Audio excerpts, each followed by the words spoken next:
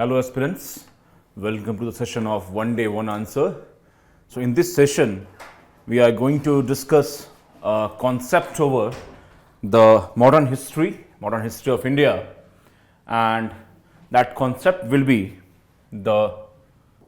based on this concept, we have taken a question for you, and that question is basically a PYQ which has been asked in the year 2014, because PYQs are a great reflection, a great way to understand the demand of the examination, and in particular the demand from the GS paper 1 history section.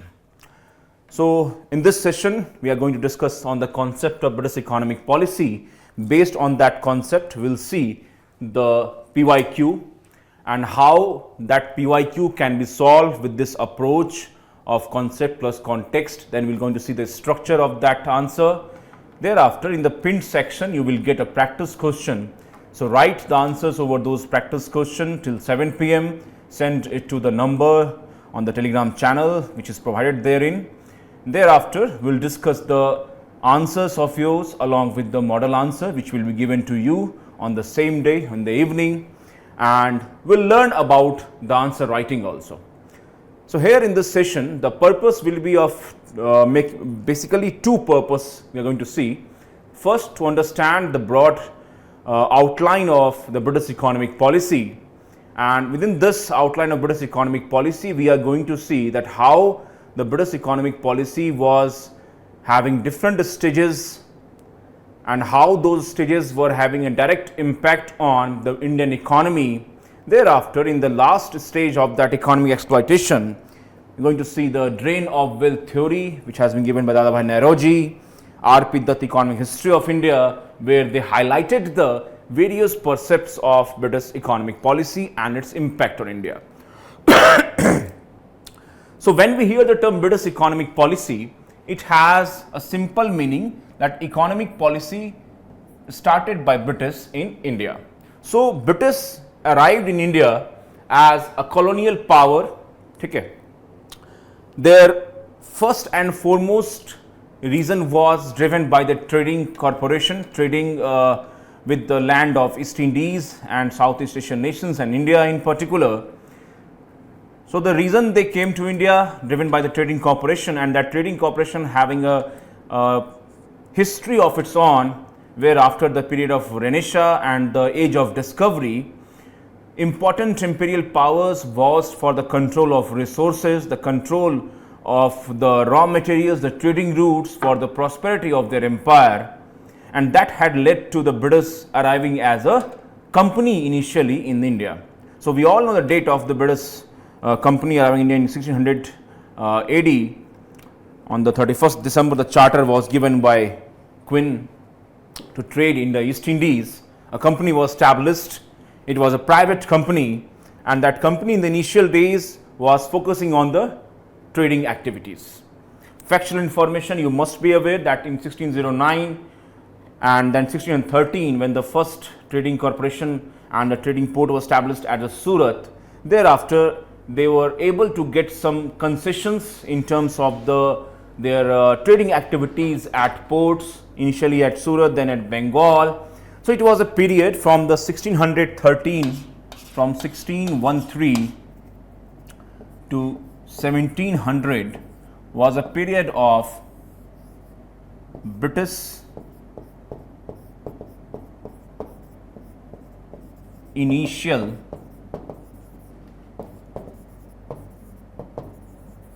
trading corporation. ठीक है, initial days था.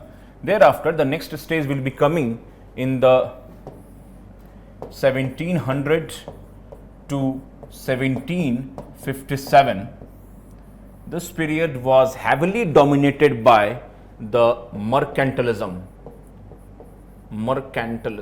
This mercantilism as a theory basically denotes an economic theory, economic policy, from where it says that the resources in this world is finite, and the countries, the states shall try to appropriate as much resource it can have, as much gold, the metals it can have, and in that policy it will be justified for the state to conduct the trading activities in a manner so that the exports get surpass the imports.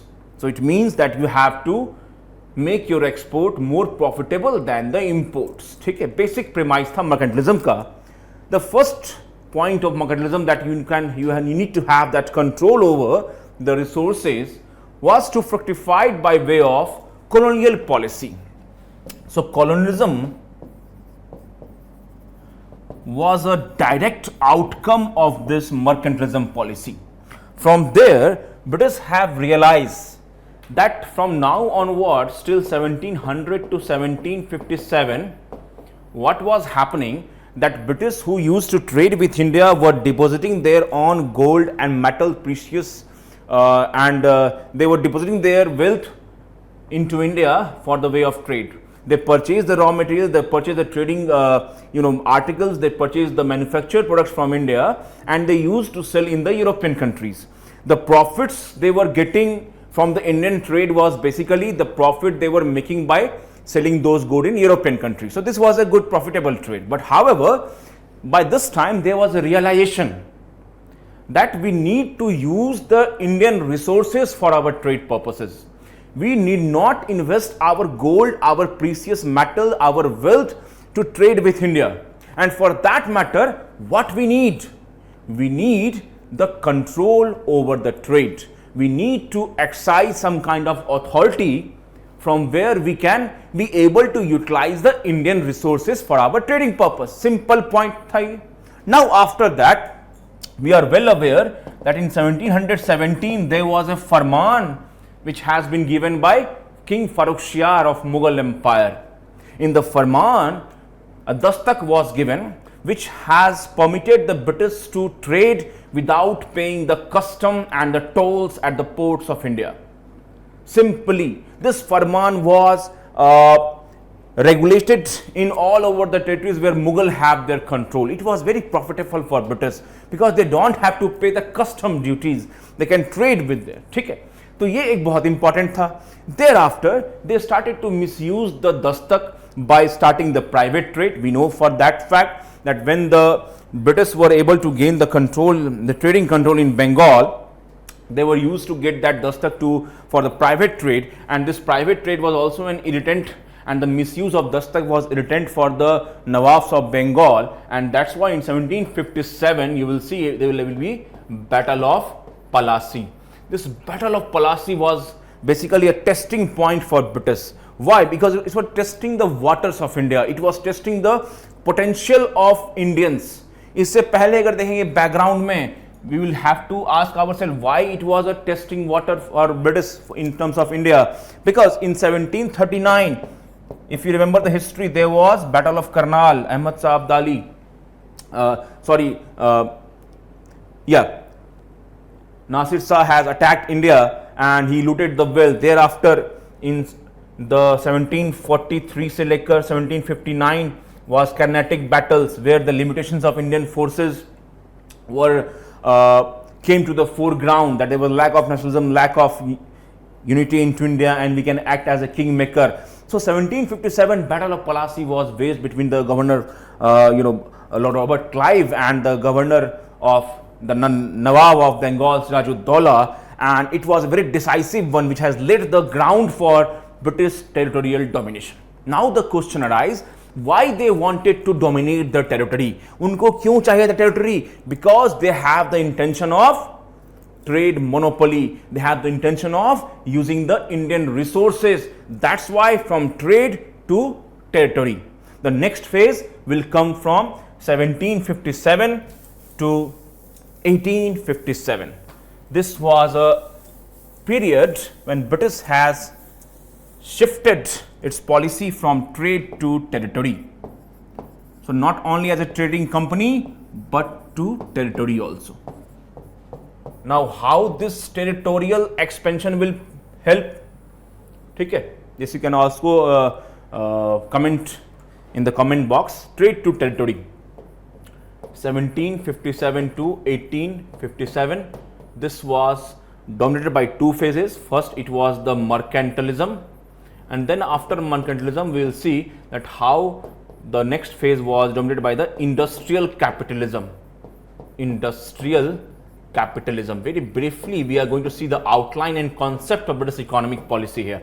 Okay, from trade to territory. So basic intention was, can be said to be in the 4 pointers. The first point of basic intention was to use Indian resources, for trade. Okay. Then make British trade or the interest, whatever we may call it, independent from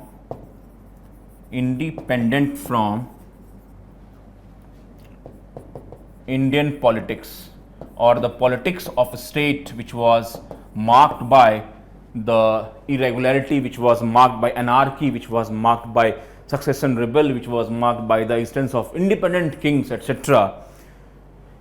ठीक है. So British trade को independent करना है, interest को Indian politics से, local politics का उनका impact ना पड़ पाए. Thereafter there was the intention of establishing the monopoly of British over the Indian trade. Monopoly establish करना है ब्रिटिश का, किस पे? इंडियन ट्रेड पे. And in that order what we need the conquest of India, if we have to try that. So if you are able to recall the concept with me, these were the intentions of British, and these intentions can be interlinked with the trade to territory, that why they wanted to have a territorial capacity. I hope the point is clear to you. Now see, we are going to see the how the things have been progressed from this good 100 numbers of years. So mercantilism policy के तहत they started to utilize Indian resources. The first and the foremost part was the having the Diwani rights over the province of Bengal, Bihar and Orissa after the Battle of Buxar. If you can recall with me, there was the British party had won and they had taken the control of Diwani rights, I mean the revenue rights of Bihar, Bengal and Orissa. Thereafter, by the Regulating Act, company was regulated by the British Parliament. So there was direct interference of the British Parliament as it has taken the interest into the affairs of the company.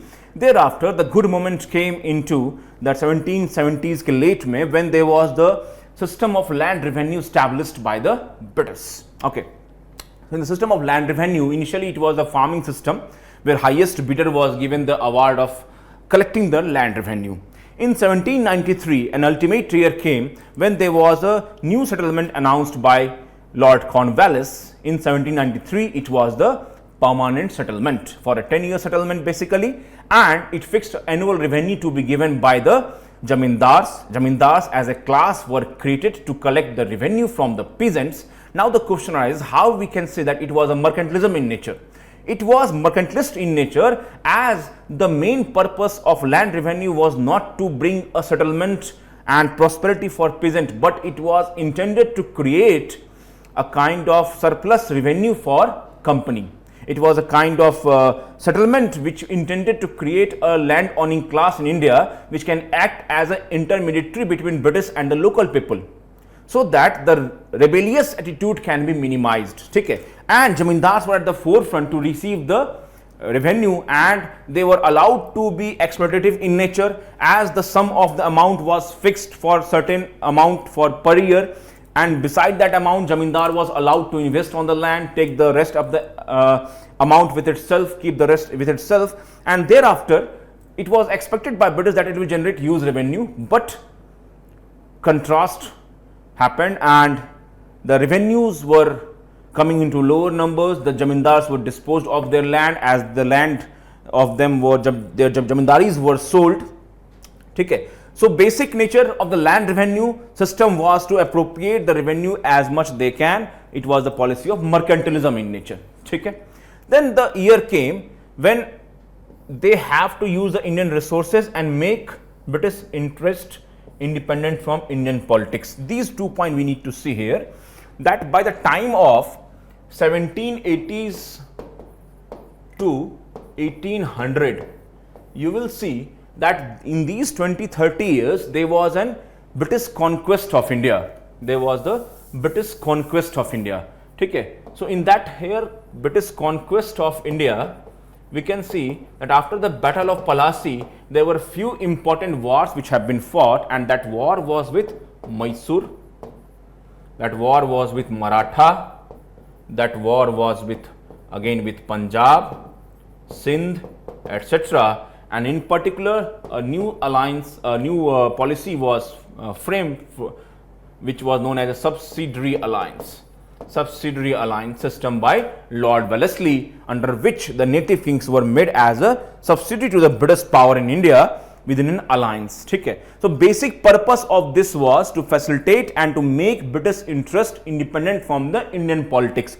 The reason being that British as a trading power have to mobilize its resources from one place to another. Now imagine the map of India, these states and then the state of Bengal. So there was an absence of unity, there was an absence of uniformity of the, because there was an extent of different independent states, so they can charge their own interest, they can charge their own tolls and levies. It will be difficult for British to negotiate with all at one place. So it was decided to have a conquest of India with the premise, with the pretext of the threat from the local powers to the trading activities, and that's why this conquest of India was an important factor to get that control over the Indian territories, and with the intent of making British trade independent from the Indian politics. They were using the Indian resources. Now the third important point came, monopoly of British. Now the monopoly of British will be facilitated by way of this conquest from trade to territory. What is meant by this monopoly over trading activities and the resources? Because if you are able, see this, understand this point, that if as a trading company, as a political power, you are able to eliminate the threat from the native princes, you are able to eliminate the existence of different states which will be either being defeated by you, signed a treaty, signed subsidiary alliance, etc. in the later year doctrine of lapse. So what power you will have? The British will have the power to establish monopoly. Okay, and monopoly in terms of what would be the price for goods and manufacturing, what would be the price for selling of the goods and purchasing of the goods, क्योंकि अब आपके पास कोई native king नहीं है जो आपको रोक सके, and that was an important factor to establish the monopoly over trade. So company as a trading was having the benefit from both as a seller and as a buyer. As a buyer, they used to buy the Indian resources at lowest prices, very cheap prices. And when they used to send those raw materials from India to British for the manufacturing of British industrial capacity, and that is known as the period from the industrial capitalism.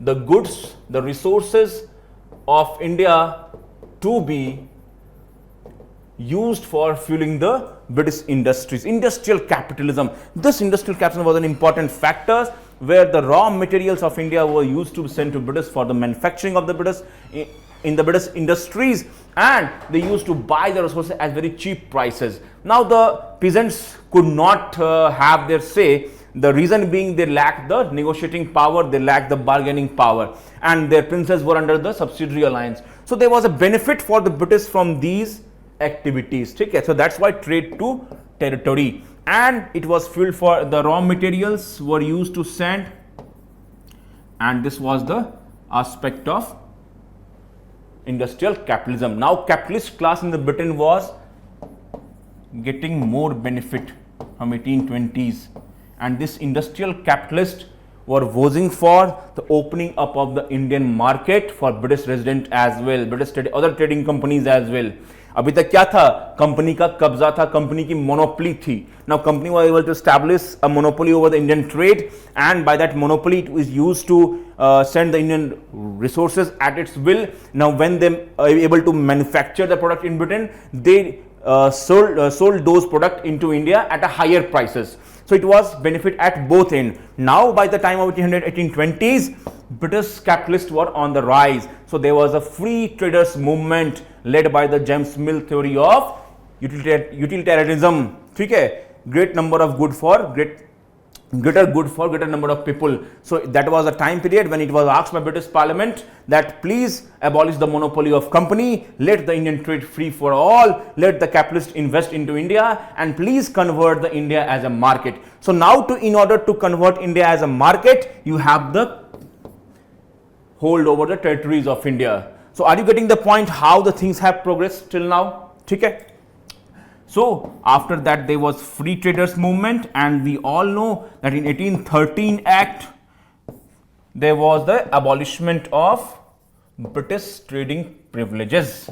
Trading privilege of Company East India Company. The trade was open to all, and 1813 education system was started in an initial days by the 1 lakh rupees grant, and there was a starting of the Christian missionaries coming to India. The reason being convert India into a market for British product. Okay, so there will be industrial capitalism which will be there. Thereafter in the next stage, the finance capitalism, the capitalists were investing into India, into the Indian products, Indian industrial capacity, and in 1853 we'll know that there was an infrastructure developed in India by way of railways, PWD, other things. Now these capitalists were investing into India for the profit of company and the Britishers rather than Indian. Okay, so the capital of British was coming into India without any intervention of state, because the state was having no control. It was control of the British in India. So that we will see the various aspect of colonial policy as a concept behind the British economic policy. Okay, so economic policy we saw how it progressed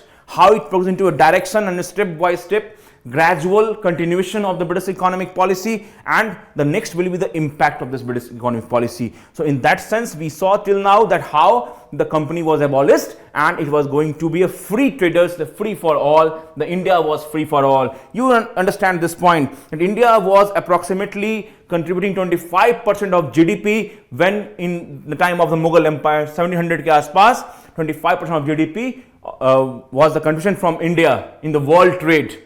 India was manufacturing what the world wants. Now you see the contemporary analysis. Who is producing what the world wants? China is producing what the world wants. Now India trying to be at the manufacturing position by number of schemes, by the government interventions, by the startups, by the unicorns. So we can be again achieving that position, but it's a history for us to understand that how the things were progressed in the British economic policy. So different percepts of British economic policy in the days we have saw till now, from the trade to territory with regard to intentions. These were intentions, and how the conquest of India act as a facilitator for these intentions. Okay, now the free traders were there, and after that the industries were basically running on the fuels from the India. ये कहा गया था. Now this all was highlighted by the Dadabhai Naoroji in his Drain of Wealth theory.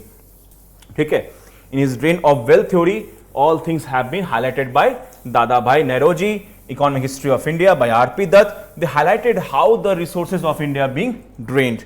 So in that sense, you will see that in the Drain of Wealth theory,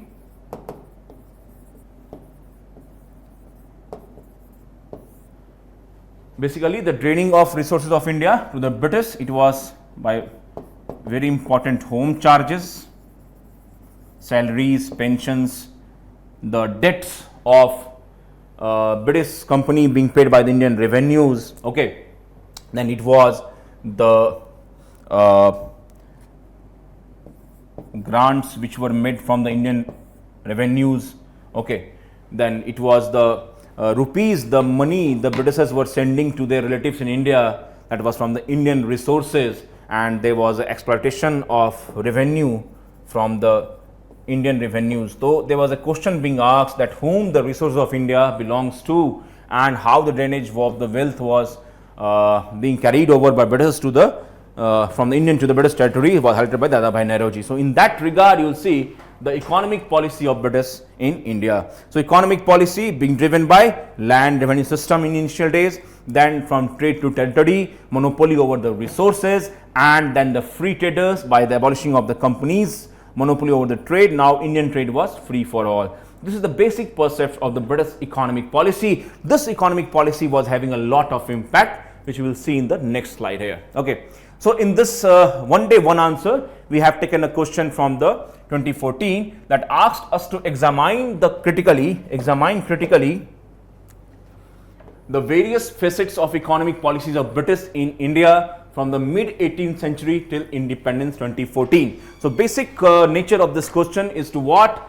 Pay attention to the directive part, examine critically. We have to critically examine the various facets. It means whatever the various facets of economic policy, those policies need to be critically examined, okay, of economic policies from the mid 18th century, that is from the 1750 onwards, as I told you, with the various background till the independence, that is the 1947, okay, 1947. Always remember that we were part of the colony. The colony was serving the need of the mother country, that is the British Empire, okay.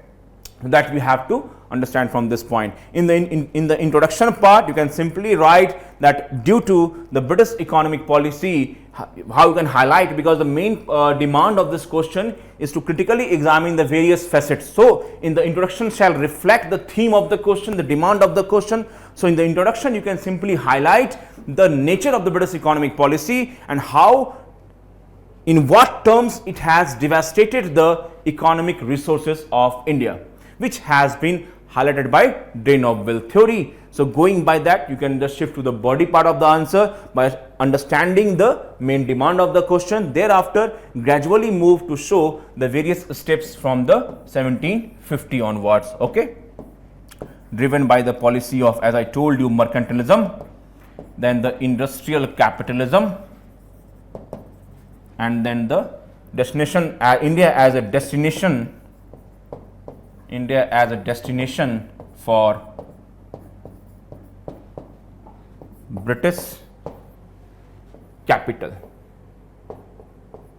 This was the last stage, that is known as the finance capitalism, financial capitalism, ठीक है. ये एक बड़ा सा आपको explain करना है चीजों को लेकर, and in that process you can just signify how we have progressed, जो हमने कॉन्सेप्ट बताया आपको, that you can follow into that answer, ठीक है. I hope the point is clear to you and how the economic policy can be criticised. Next the next slide we have as a concept, we have, I have just given you. So there is a various other pointers we can see to revise. It was based on the concept of mercantilism and driven by the colonial enterprise, which intend to reduce the Indian economy as serving the need of British Empire. Thereafter, we can discuss the various methods. That is the mercantilism policy, establishing the extensive control over the resources base plus control and monopoly over the trade and supplies. And industrial capitalism, where India was made a recipient of British product, acting as a market for its product. How? Because there was a control of British over the territories of India, and by that control over the territories of India, it was able to act as a monopoly and convert India into a market. For converting India into a market, what they need? Territorial control, then the control over the choices of the masses. To facilitate that control, they use the education policy, they use the Christian missionaries to develop the taste of British, the Western taste into India, okay, and a destination for British capital investment, highlighted by drain of wealth theory, which highlighted that drainage of Indian resources towards the Britain, okay. I hope this is clear to you. So in the structure part, let's revise again. Role as a trading company, that we just saw as a concept. Then political control and Indian trade, how it was facilitated by this political control, the Indian trade, okay. Then exploitative practices by the East India Company by establishing of monopoly and effect of industrial revolution in Britain, that how this was fueled by the Indian resources, and then the free trade policy and the drain of wealth, okay. So it was the economic policy of British. In the economic policy, the next stage will be of coming of the commercialization of agriculture. The commercialization, do mention that, commercialization of agriculture and deindustrialization of India, okay. Deindustrialization of India, what they mean? Commercialization of agriculture means that the agriculture to be shift from food producing to the producing the commercial crops. This was basically for the consumption of British industries, and deindustrialization means that breaking the industrial capacity of India. How they can do so? By the way of having the control over polity of India and then the Indian trade. Because अगर वो लोग manufacture करते रहेंगे जो भारतीय manufacture कर रहे हैं, no one will be getting that profit. No British will be getting that profit from the manufacturing. And when you have to develop the Western taste, you need to move people from the Indian products. So उसके लिए क्या किया? They had deindustrialized. ठीक है? In the absence of any political control, there was no patron who can fight for the Indian trade, who can fight for the Indian industrial capacity. And by the industrial revolution, the goods which were manufactured in India by way of handicraft were gradually replaced by the manufactured product from the power loom, etc. It was the used production which has subsided the industrial capacity of India. And India, as it was converted into a market, there was a flux of British product into a market that has led to the deindustrialization. This two policy of commercialization of agriculture, where the commercial crops were more produced, more focused than the agriculture food crops, also resulted into the famine, into the food scarcity, and into the unemployment, into the poverty. India was reduced, Indian people of India was reduced to misery position. That in the how we can explain that into critically examined position. Okay, I hope the points are clear to you, and how the Indian British economic policy has played into India. Different stages you have to understand, you have to figure out. Within that you can explain the role as trading company, then how the political control has facilitated the Indian trade, highlight their exploitative practices, and how they were able to establish the monopoly, and how this monopoly was having relation with the industrial revolution, the free trade policy. So all these things are interconnected, and this will have a lot of impact on India. Not only its resource was drained, its economic capability was destroyed, its industries were destroyed, agriculture was destroyed, and its people were made more into poverty stricken. That's why the GDP of India was nearly almost very minute GDP in the time of the independence in 1947, because by the time of independence of 1947 we have a very low GDP. It was less than the 3% in terms of the contribution to the world economy, and sometime it was 1.7. we have a literacy of only 17% in India. Okay, only few industrial capacity could develop into it, and that industrial capacity too was able to develop on the back of the national movement, when it was supporting, okay, on the base of the Indian industrial capital. It was very limited in 1947. That's why in the post-independence era we have a planning commission which has planned for the heavy industrialization, which has planned for creating the goods in India, that has planned for creating India as a manufacturing hub, that has focused on the agriculture policy. That's why then we have a agriculture revolution in India. So all these things you can interconnect with each other as a concept, then you can write the answer. I hope we are clear with that regard, the concept understanding and the structure of the answer. With that, we'll see again you later. So do come and comment in the box, and then see the pinned comment, write your answer. We'll evaluate on that question. Thank you very much. Take care.